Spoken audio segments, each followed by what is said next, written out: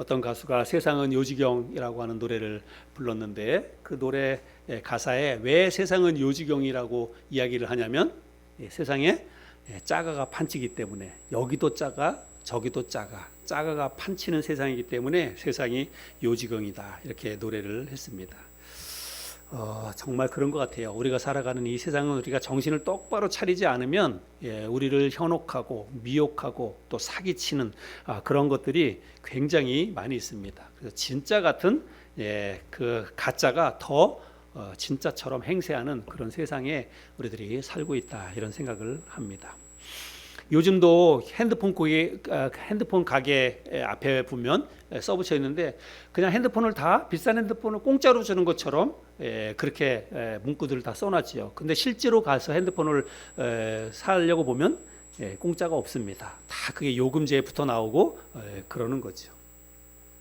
요즘도 이제 뭐 SNS나 또 그 페이스북이나 이런 데 보면 뭐가 당첨됐다고 이야기하고 또 그냥 그래서 뭐 전화번호만 알려주면 뭐 마치 공짜로 다 주는 것처럼 그렇게 이야기하는 게 지금도 꽤 많이 있습니다.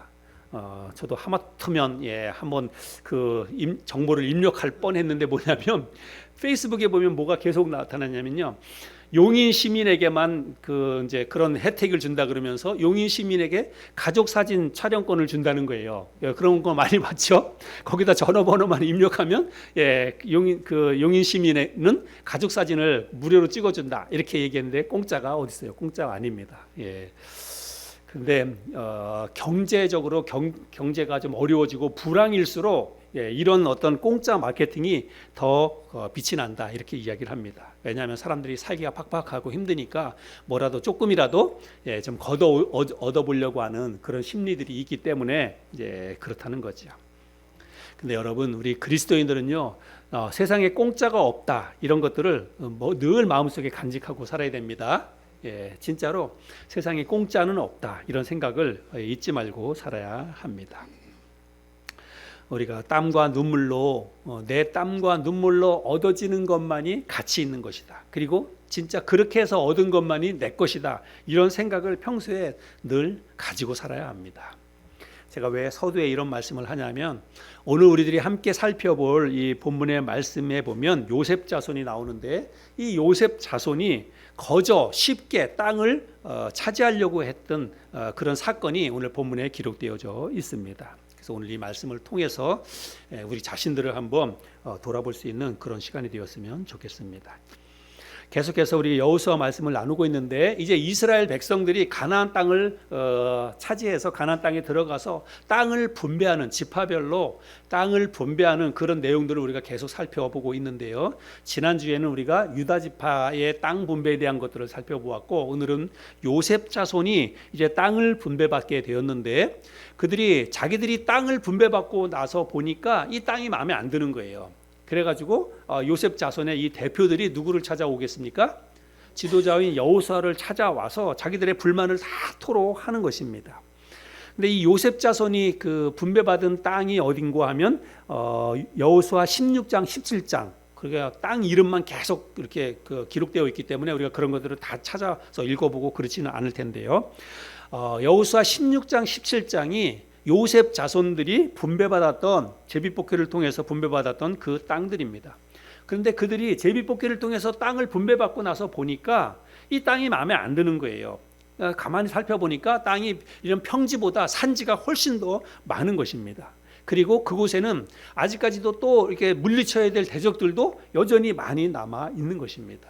그리고 결정적으로 문제는 뭐냐면 자기들의 이 그 인구수에 비해서 자기들의 숫자에 비해서 땅이 너무 비좁다 이런 생각을 그들이 갖게 되었습니다. 그래서 이 땅 말고 우리가 분배받은 땅 말고 다른 땅을 더 달라 이렇게 지금 요구를 하고 있는 것입니다. 자, 우리 본문을 읽었지만 14절과 16절 말씀 또 제가 한번 읽어보겠습니다.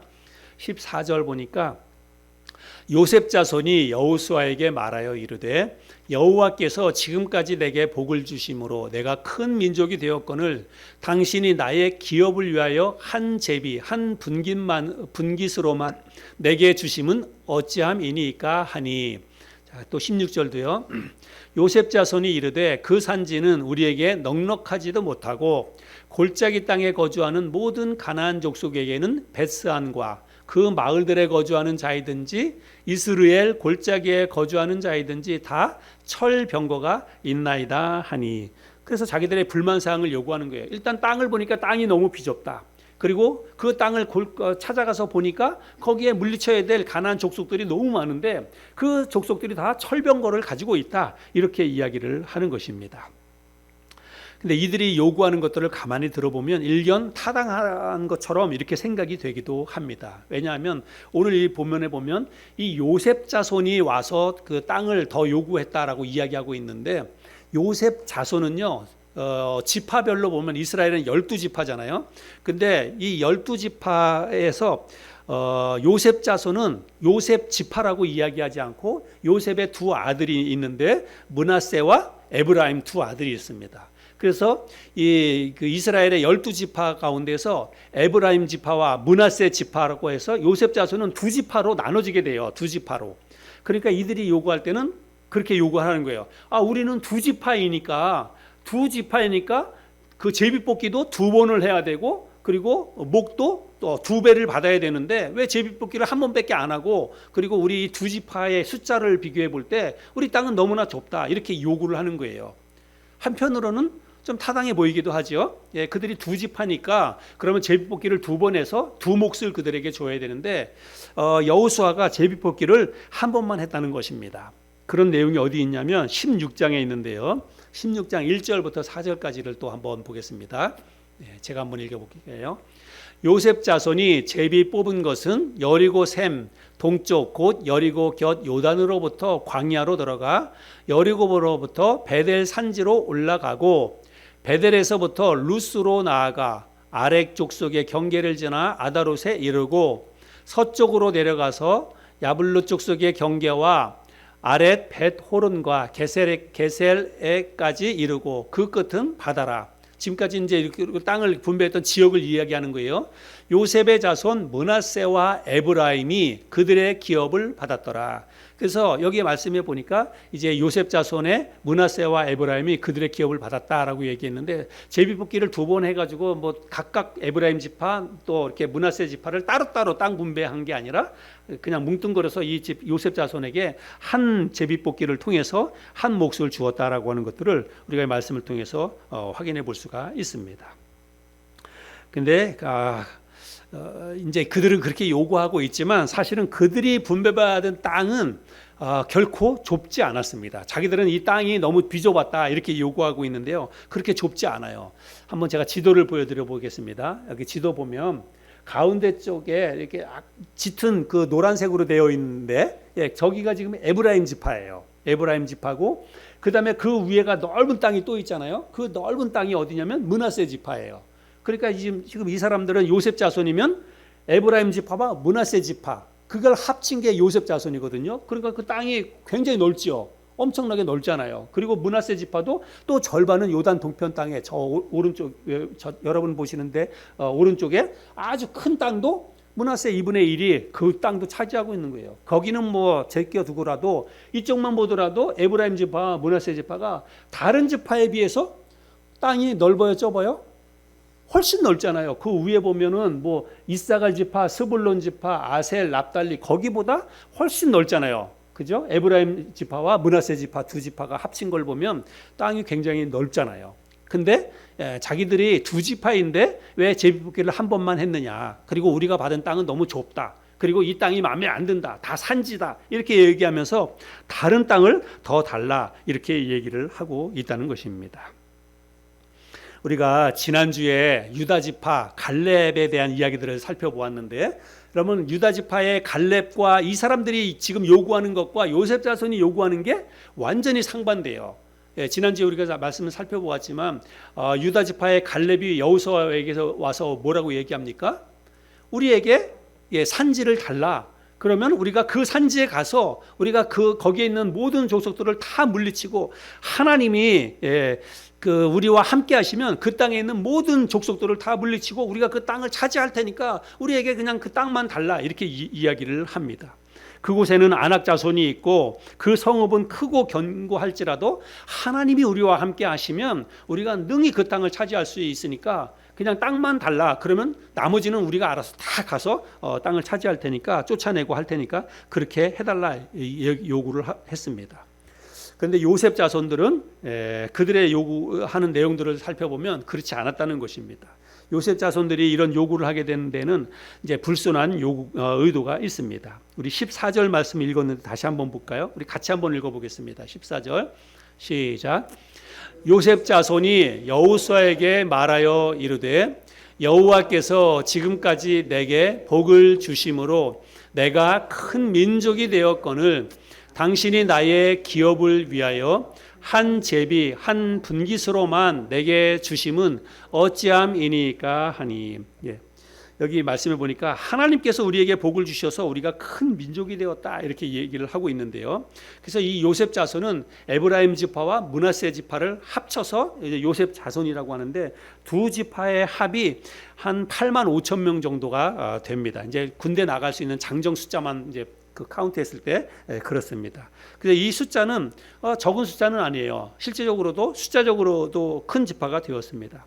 그런데 지금 이 사람들이 얘기할 때 우리가 하나님의 복을 받아서 큰 지파가 되었다 이렇게 얘기하는 거는요, 그냥 숫자가 많았다 그 얘기를 하는 게 아닙니다. 그 정도의 숫자에 이 요셉 자손의 숫자만큼 다른 지파들도 거의 엇비슷하게 이렇게 숫자들은 됐어요. 근데 이 사람들이 지금 자기들의 영향력을 지금 내세워서 이야기하는 건 얘기를 하고 있는데, 우리는 이제 성경을 통해서 자세히 살펴보지는 않았지만 이 가나안 땅을 정복할 때 여러 차례 전쟁을 치르잖아요. 근데 전쟁을 치를 때마다 항상 앞장서서 전쟁의 선봉의 역할을 했던 그 지파가 누구냐면 에브라임 지파였습니다. 그래서 에브라임 지파가 전쟁 땅을 정복하는 과정 속에서 많은 그 공을 세운 것은 맞아요. 그러니까 이 사람들은 지금 뭘 얘기하냐면 우리가 그만큼 했지 않냐, 우리가 이 가나안 땅을 정복하는데 우리 지파가 큰 역할을 하지 않았냐, 지금 그거를 지금 내세우고 있다는 것입니다. 그래서 나중에 보면 이스라엘 나라가 둘로 나눠지잖아요. 남유다와 북이스라엘 이렇게 나눠지는데 남쪽 남유다는 주로 유다 지파와 시므온 지파 두 지파가 남쪽 남유다라고 하는 남이스라엘을 만들고, 북이스라엘에는 나머지 10지파가 북이스라엘을 형성하게 되는데 북이스라엘을 대표하는 지파가 에브라임 지파가 돼요. 남쪽에 있는 것은 유다 지파가 대표가 되고 북이스라엘의 10지파 가운데에서 대표 지파가 되는 게 에브라임 지파입니다. 그만큼 에브라임 지파는 어떤 그 가나안 땅을 정복하는 과정 속에서 큰 역할을 한 것은 틀림없습니다. 근데 그러니까 지금 이 사람들이 그걸 이야기하는 거예요. 우리가 이만큼 많은 노력을 했고 땅 정복하는데 우리가 역할을 했으니까 우리는 당연히 받을 걸 받아야 된다. 더 달라. 지금 그렇게 요구를 하고 있는 거예요. 그리고 여러분 여호수아가 지금 이스라엘 백성들이 이끌고 있는 지도자이잖아요. 근데 여호수아가 어느 지파 사람이게요? 제가 이렇게 이야기하면 빨리 머리를 굴려서 그냥 찍어 보세요. 찍으면 어디예요? 에브라임 지파예요. 에브라임 지파. 여호수아가 에브라임 지파입니다. 그러니까 자기들의 지도자가 지금 바로 자기들 지파예요. 그러니까 자기들 심리 속에는 그런 것도 다 영향력을 미치는 거예요. 여호수아가 지금 우리 지파의 대표인데 그 사람이 지금 이스라엘 민족의 지금 전체 지도자니까 그 백도 좀 느끼는 거죠. 그래서 자기들에게 당당하게 땅을 더 달라 이렇게 얘기를 하고 있는 것입니다. 그들의 숫자나 분배받은 그 땅의 면적을 고려해 볼 때 그들은 결코 작은 땅을 받지 않았습니다. 그들은 받을 만큼 오히려 더 많은 땅을 받았을 그 가능성이 훨씬 더 많습니다. 그럼에도 불구하고 그들은 더 넓은 땅을 달라, 더 좋은 땅을 달라 지금 그렇게 얘기하고 있는데, 이거는 여러분 지나친 욕심이다라고 하는 거예요. 사람마다 욕심이 없는 사람이 어디 있겠습니까? 저도 그렇고 여러분들도 그렇고 다 욕심이 있잖아요. 욕심 없는 사람은 없습니다. 근데 문제는 뭐냐면, 욕심이 있다면 내가 뭔가를 더 갖기를 원하는 마음이 있고 내가 이게 너무 부족하다, 난 뭐가 더 필요해, 더 가져야 돼, 만약에 그런 생각이 든다면 어떻게 해야 되는 거예요? 그러면 자기가 그거를 차지하기 위해서, 더 많은 것을 갖기 위해서 자기가 노력해서 그걸 얻어내면 돼요. 그죠? 욕심이 있고 내가 가진 것으로는 만족 못해, 난 이건 너무 불편해, 이거 가지고 난 못 살아, 그러면 어떻게 해야 되는 거예요? 열심히 나가서 열심히 일해서 돈을 더 벌어서 더 많은 것들을 가지면 됩니다. 욕심 자체가 나쁜 거는 아니에요. 근데 이 요셉 자손의 문제는 무엇이었냐면 자기들은 받을 만큼 다 받았는데 아무것도 하지 않고 더 이상 노력하지 않고 유다 지파처럼 땅을 개간하고 우리가 적을 물리쳐서 우리가 다 할 테니까 그냥 땅만 주십시오. 나머지는 내가 다 알아서 하겠습니다. 그런 게 아니라 그냥 공짜로 거저 쉽게 다른 땅을 더 달라고 요구했다는 게 이 요셉 자손의 문제였다는 거예요. 그래서 여호수아가 이 사람들의 요구를 듣고 나서 뭐라고 얘기하냐면 땅이 좁다고 생각하거든 브리스 족속이 있는 또 르바임 족속의 땅 삼림에 올라가서 스스로 개척하라 이렇게 얘기합니다. 너희들이 가서 그 땅을 정복해서 땅을 더 넓은 땅이 필요하면 가져가라. 너희들이 스스로 가서 개척하라는 거예요. 다 전쟁을 통해서 이미 얻은 땅을 달라고 요구하지 말고 아직 정복하지 못한 그 땅을 가서 적을 몰아내고 그 땅을 차지하라 이렇게 이야기하는 것입니다. 그리고 지금 너희들이 받은 땅이 삼림이라서 그게 불편하다고 생각한다면 비록 삼림이라도 네가 개척하라. 삼림을 개간해 가지고 직접 좋은 땅으로 만들어서 살만한 땅으로 개간해서 쓰라 이야기를 하는 거예요. 또 철병거를 가진 가나안 족속이 다 그 대적들이 땅을 차지하고 있다면 그 철병거를 가진 대적들을 두려워하지 말고 하나님을 믿고 하나님이 물리쳐 주실 테니까 그 유다 지파 갈렙이 요구하는 것처럼 하나님을 신뢰하고 가서 전쟁을 치러서 그 땅을 차지해라. 그러면 내가 너희들에게 그 땅을 줄게. 여호수아가 그렇게 얘기하는 거예요. 근데 이 요셉 자손들은 그런 생각들은 하나도 하지 않고 이미 차지한 땅, 이미 정복한 땅, 그 가운데서도 좋은데 거기를 딱 찍어서 그걸 우리에게 더 달라 지금 그렇게 요구하고 있다는 것입니다.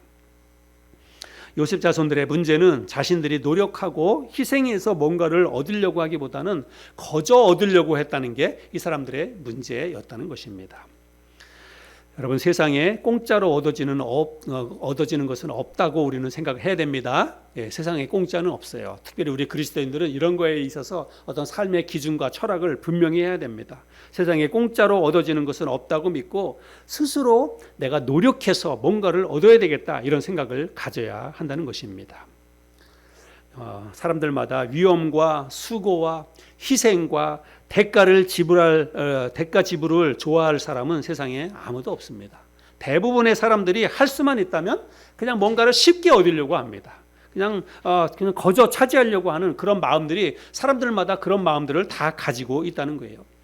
여러분, 저를 한번 따라해 보시기 바랍니다. 인생은 크게 인생은 곱하기다. 곱하기 뭔지 아시죠? 인생은 곱하기다. 왜 인생은 곱하기냐면 여러분, 아무리 세상에 좋은 게 많이 있어도 내가 0이면 그러면 뭐예요? 꽝이에요. 아무리 주변에 많은 좋은 것들이 많이 있어도요, 내가 아무것도 하지 않으면 여러분 그건 내게 될 수 없습니다. 아무리 좋은 게 많이 있어도 내가 거기에다가 뭔가를 투자해야 돼요. 이를 투자하면 그러면 이제 그 곱해서 2가 되는 것이고 내가 2를 투자하면 곱해서 더블이 되는 것이고 여러분, 인생의 법칙이 그렇다는 것입니다. 내가 아무것도 나는 하지도 않고 아무 노력도 하지 않는데도 불구하고 뭔가를 얻으려고 하는 것은 이거는 그야말로 얌체 같은 그런 생각이라고 하는 것입니다. 심지 않으면 거둘 수가 없습니다. 노력하지 않으면 얻어지는 게 없는 것이 여러분 하나님이 정해 주신 인생의 법칙이요. 이거는 그냥 우리가 터득해서도 알지만 하나님이 처음부터 이 세상을 만드실 때부터 하나님이 그렇게 법칙을 정했어요. 너 이마에 땀이 흐르지 않고 네 손에 흙을 묻히지 않고는 너는 먹고 살 수 없다. 모든 인간들에게 하나님이 인생의 법칙으로 그런 법칙을 주셨습니다. 여러분, 창세기 3장 19절인데 우리 같이 한번 읽어볼까요? 창세기 3장 19절 시작. 네가 흙으로 돌아갈 때까지 얼굴에 땀을 흘려야 먹을 것을 먹으리니 내가 그것에서 취함을 입었음이라. 너는 흙이니 흙으로 돌아갈 것이니라 하시니라. 하나님께서 인간을 흙으로 사람을 만드신 이후에 그리고 아담과 하와가 범죄한 이후에 하나님께서 그 범죄한 인간에게 주신 어떤 형벌이기도 하지만 인생의 법칙이에요. 네가 흙에서 취함을 받았기 때문에 너는 흙으로 돌아갈 때까지 뭐 해야 된다는 거예요? 이마에 땀이 흘러야 된다. 손에 흙을 묻히고 열심히 네 노력해서 열심히 땅을 가꿔서 그래서 먹을 것을 취해야 된다. 이렇게 이야기를 하고 있습니다. 그래서요, 우리 그리스도인들은 이 공짜 심리를 버려야 합니다. 내 손에 흙이 묻지 않고 내 이마에 땀이 흐르지 않고 얻어지는 것은 내게 아니다. 내게 아니라 이런 생각을 해야 됩니다. 시골 어느 마을에 유난히 공짜를 좋아하는 한 아주머니가 있었습니다. 동네 사람들이 아주 싫어하는 거예요. 미워하는 거예요.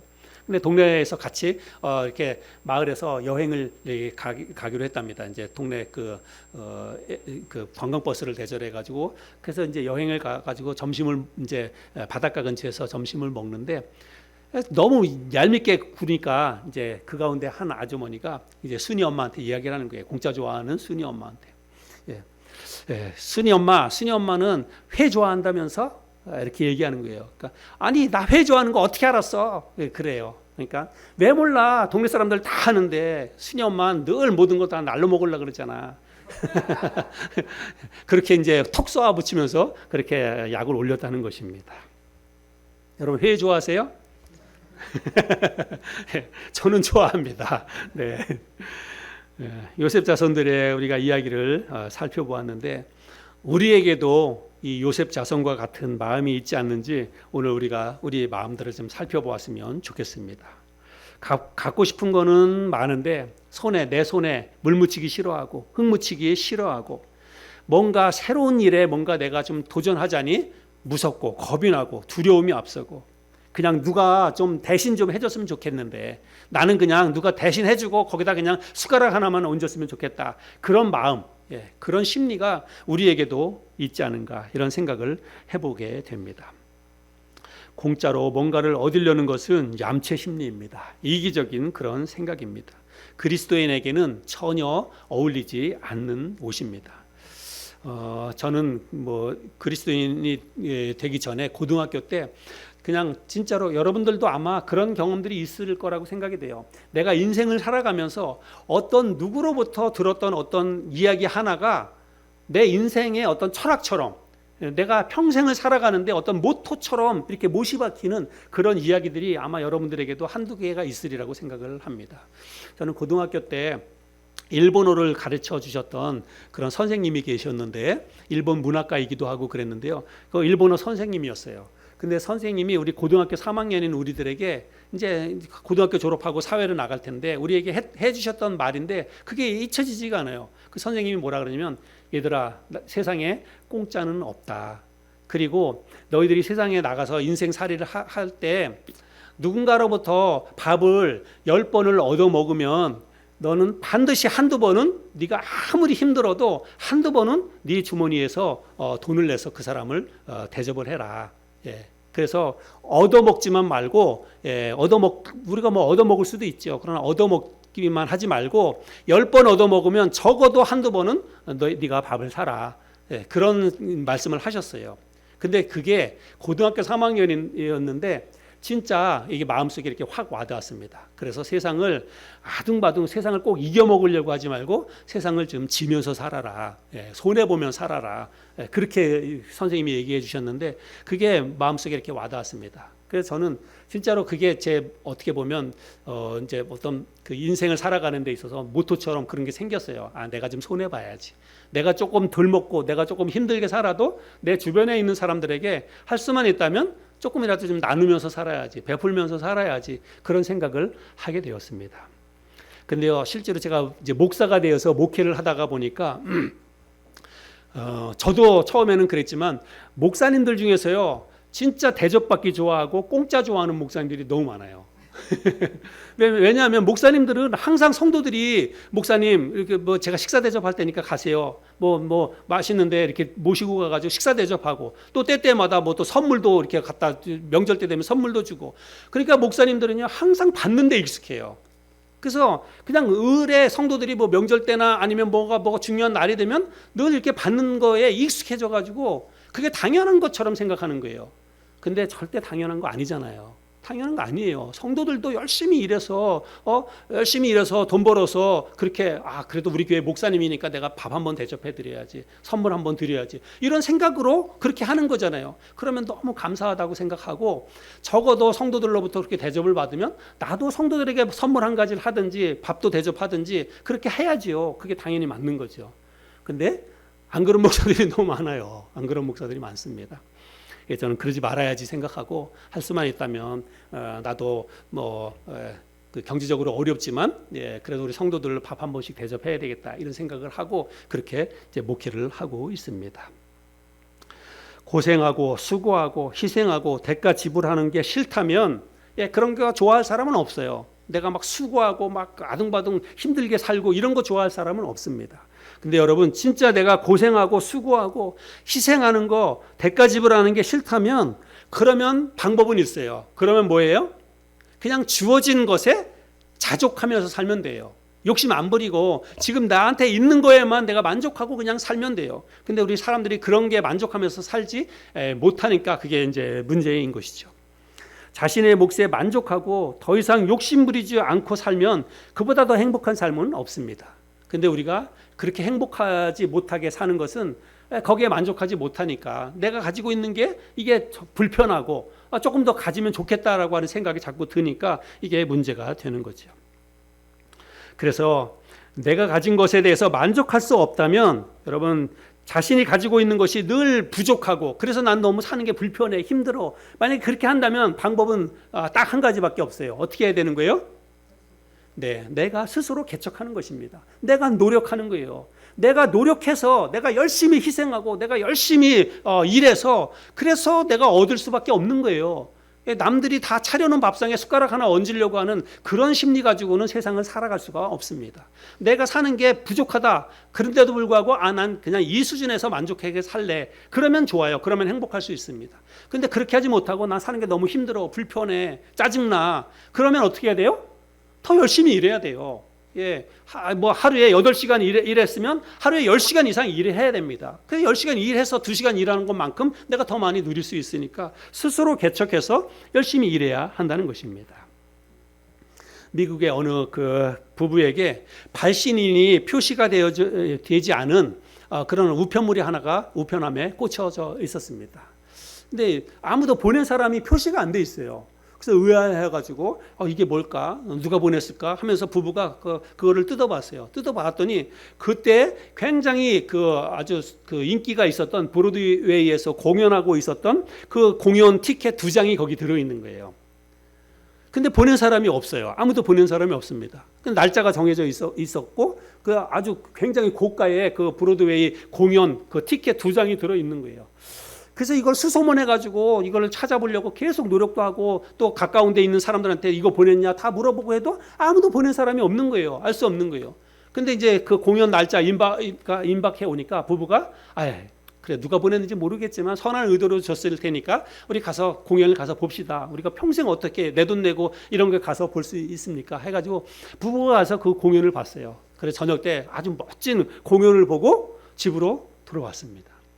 근데 집으로 문을 열고 집으로 딱 들어오니까 집안이 완전히 그냥 난장판이 되어 있는 거예요. 왜 그런 거예요?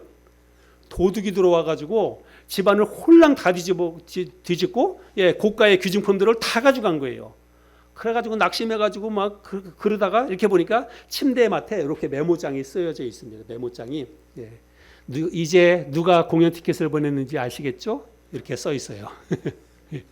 도둑이 도둑질하려고 공연 티켓을 그 우편함에다 넣어놓고 그렇게 집을 비우게 하고 갔다는 것입니다.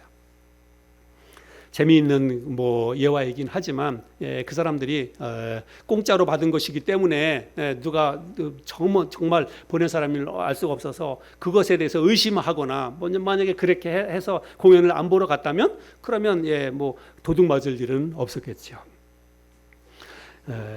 여러분 우리 아르헨티나라고 하는 나라를 아시죠? 아르헨티나 나라가 요즘 여러분 그 나라가 잘 사나요? 못 사나요? 굉장히 못 살죠. 우리가 다 알잖아요. 아르헨티나가 경제적으로 얼마나 문제가 많은지. 그러니까 폭동이 너무너무 자주 일어나는 그런 나라이지요. 대규모 시위가 자주 일어납니다. 그런데 뭐 우리 세대는 아니지만 1920년대에는요. 이 아르헨티나라고 하는 이 나라가 세계적으로 5대 경제 강국이었답니다. 굉장히 부유한 그런 잘 사는 나라였답니다. 그래서 어떻게 해서 이렇게 잘 살게 됐는지는 뭐 그건 잘 모르겠지만, 그래서 나라가 잘 살다 보니까 아마 그때 이제 그 대통령이 그 후안 페론이라고 하는 이 대통령인데, 이 대통령이요. 그래서 나라가 잘 살다 보니까 복지 정책을 썼는데 복지 정책을 너무 과도하게 쓴 것입니다. 그래서 부자들의 토지를 빼앗아가서 가난한 사람들에게 다 나눠주고, 그리고 수도 부에노스아이레스에는 곳곳마다 이렇게 그 깨끗한 이렇게 그 박스를 만들어 놓고 거기다가 아주 신선한 갓 구운 빵들을 곳곳에다 다 배치를 해 놓은 거예요. 그래서 누구라도 그냥 쉽게 그 빵 박스를 열어서 아무나 그 공짜로 그 빵을 다 먹도록 그런 정책을, 복지 정책을 다 폈다는 것입니다. 그래서 아르헨티나 국민들이 이제 그런 복지 정책을 계속해서 나라에서 다 알아서 채워주다가 보니까 일을 하려고 하지 않는 거예요. 우리가 열심히 일하지 않아도 나라에서 알아서 다 채워주니까 그냥 일할 필요가 없다, 이렇게 생각을 했다는 것입니다. 그래서 그때부터 시작해가지고 아르헨티나가 경제가 파국으로 몰려갔고 오늘날과 같은 이런 세태가 되었다는 것입니다.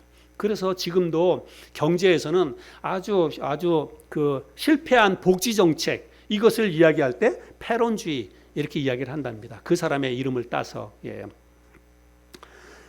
우리나라에서도 뭐 1인당 25만 원에서 50만 원까지 돈 준다고 이야기도 하고 그랬는데, 뭐 경제적으로 힘들고 나라 경제를 살리기 위한 뭐 이런저런 정책 때문에 그렇게 하기도 하고 그렇게 하는데, 아무튼지 간에 국가가 됐든지 누가 됐든지 간에 공짜로 뭘 준다라고 하는 거에 대해서는요, 우리가 그렇게 좋아할 필요는 없습니다. 세상에 공짜는 없어요. 거기에 대한 다 희생과 대가가 반드시 지불되어야 한다는 것입니다. 나라에서도 지금도 미국이 경제적으로 물론 세계적으로 뭐 그런 가장 잘 사는 나라이기도 하지만 미국 경제에 심각한 그런 지금 빨간불이 들어왔다, 경제학자들이 이야기를 합니다. 왜 그런가 하면 코로나 때 너무 과도하게 돈을 많이 풀었다는 거예요. 백성들에게 막 공짜로 돈을 너무 많이 줬다는 것입니다. 그 후유증이 지금 미국 국가 경제에 빨간불이 켜졌다는 것입니다. 우리들이 아는 것처럼 가나안 농군 학교의 슬로건은 일하기 싫거든 먹지도 말라입니다. 데살로니가 후서 3장 10절에 있는 성경 말씀을 그대로 가지고 와서 가나안 농군 학교의 슬로건이 되었는데, 데살로니가 후서 3장 10절에 보면 우리 같이 읽어볼까요? 시작. 우리가 너희와 함께 있을 때에도 너희에게 명하기를 누구든지 일하기 싫어하거든 먹지도 말게 하라 하였더니. 여러분, 일하기 싫거든 먹지 않아야 돼요. 이게 인생의 법칙입니다. 오늘 우리가 이 요셉 자손들의 잘못된 삶의 태도에 대해서 함께 살펴보았는데, 혹시라도 우리에게라도 요만큼이라도 우리에게 그런 심리가 있다면, 좀 쉽게 살고 싶다, 인생을 조금 쉽게 살고 싶다, 그냥 거저 얻었으면 좋겠다, 누가 좀 나 대신 좀 대신해 줬으면 좋겠다, 이런 심리가 우리에게 있었다면 오늘부로 우리가 이런 걸 좀 떨쳐버렸으면 좋겠습니다. 누가 대신하려고 하는 게 아니라 내가 스스로 개척해서 얻어야 그게 진짜 내 것이고 그게 진짜 가치 있는 것입니다. 가장 좋은 것은, 물론 가장 좋은 것은 우리가 욕심 없이 자족하면서 사는 것입니다. 그게 가장 좋아요. 그런데 우리가 인간이기 때문에 다 욕심이 있죠. 그래서 더 좋은 건 먹고 싶고, 더 좀 편하게 살고 싶고, 더 많은 것들을 좀 누리고 싶고, 그런 심리가 우리에게 다 있습니다. 그런 심리 자체가 나쁜 게 아니에요. 그런 마음, 그런 욕심이 있다면 우리가 스스로 개척해서 열심히 일해서 얻으면 돼요. 그건 누가 뭐라고 할 게 없습니다. 근데 문제는 그렇게 하지 않고 그냥 공짜로 얻으려고 하는, 그게 잘못되었다라고 하는 것입니다. 그래서 내 손으로 일해서 먹겠다라고 하는 것, 이런 것들을 우리가 마음속에 잘 간직하고, 신앙생활도 그렇고 경제생활도 그렇고 가정생활도 그렇고 내가 노력한 만큼 하나님의 은혜와 축복이 우리에게 더해진다는 사실들을 기억하고 부지런히 또 열심히 생활할 수 있는 저와 여러분이 될 수 있기를 바랍니다.